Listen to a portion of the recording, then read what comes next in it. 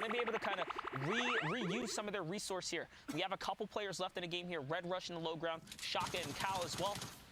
And here's Mitro just raining fire. That tac sub SMG so good for shredding through builds right here. And honestly, it can pierce through the turbos like right there. These are the shots. Good pressure right here from Mitro, putting down the fire, putting all the ammunition to use here.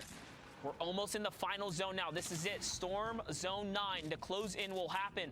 Looks like Benjyfishy's going to go for that high ground. You saw him elevate himself right there. So he's going to get out of the harm's way of the shockwave. And Mitro's going to stay down here and just get down and dirty with the TAC SMG right now, Lupo. You have to remember at the last set of placements here, the points really kick up as you go from 5th to 4th and 3rd to 2nd, and then the Victory Royale. So every time you see a player go down, like right there, the 4 trios remaining get even more points. As soon as one more trio goes down, we'll get it 1st and 2nd, and that's it.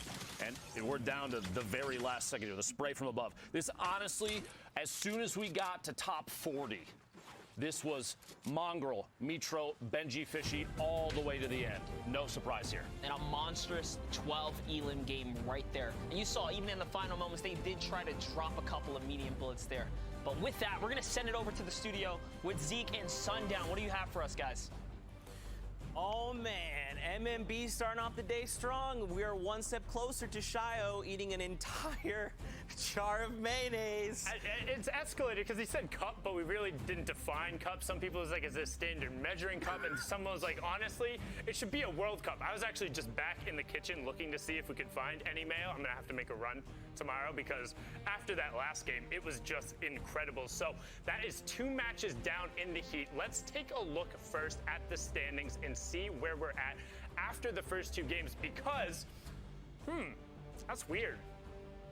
Who's that up top? This might as well just be Shio, eat mayonnaise. I mean, I think so it the reads. one thing, and we saw they had a number of elims. They were in actually 4th place after the first match, but then the 12 elim plus the victory route, Zeke talking about it, every single one of those being a point, and then the victory route being 15 as well, pushing them up to 38. They're already 7 points clear of Falcony, Robabs, and the Vic, who've been playing very well. 19 elims there is pushing them 5 points clear of Amplify, Miro, and Matzo, who had an incredible first game.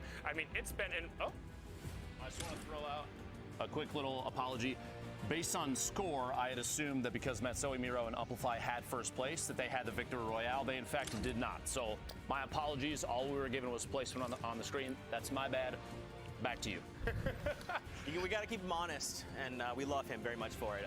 But don't forget, the top 8 are moving on from this heat. So right now, you must be this tall to ride. So if we're looking at just top 8, the points, 18, that's just like a victory round is worth 15 points in and of itself. So even if you get that victory round with 3 eliminations, you can now look to strike up in the top 8. So, and we're only in 2nd game. We're about to head into game number 3. What does this spell for like all of these other teams? Yeah, you just have to stay consistent. You have to not fear. If you have a couple of bad games, that's okay. If you're able to get in, get situated, get a couple of eliminations, get some placement points in there. As you can see right now, to be on the first page, it's 11 points up there. But one thing I do want to take a look at here is some of the gameplay that came out from Mongraal, Mitro, and Benji. They were able to play so well, and Lupo even hinted at it, saying at around like top 40 or so, you could kind of smell that they were going to have that victory out. It had the sense of, hey, they were going to get high ground. They had everything they needed. It's like, oh, this looks like it's going to be a win from them. Let's hop on in and see how they're able to execute and get this done. And one thing you'll note is when they are on high ground, they're so incredibly disciplined with their angles. They're constantly looking around, adjusting, putting rockets towards their opponents, and then keeping control, working with each other to make sure that they're finding the right targets. I mean, Mongraal's aim on people who are in the air, honestly, you'd think he's using a controller, the way these players just get beamed as they come through, but no, it is just his amazing bro. Just as Mitro would say, that's crazy. They are running it through 38 points up top. And again, always on the high ground. And for me, that's what's so impressive. In a meta where there's so many RPGs, so many shockwaves, the way they're able to not only get initial control, but then run the rest of the lobby without having to drop down and putting themselves in bad situations. They were never threatened. Count the number of times in this clip that bullets or anything are being shot back towards them. Everyone else is so focused on just trying to rotate and avoid damage from above that these guys don't have to do really anything in terms of defensive play, and they can just focus on going forward, and it seemed like it was just going to be a win.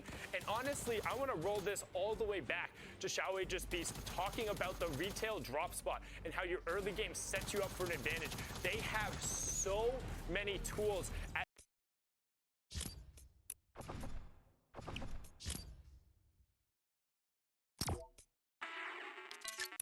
early on to hold the high ground. It just makes it so easy and so clinical, and I promise,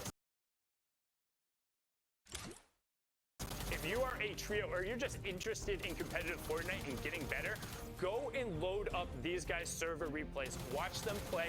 Check them out on their socials. You might want to actually mute their streams every now and then because they can get a little loud on the comms. Ballas does a great job breaking that one down. And let's actually take a look at page 2.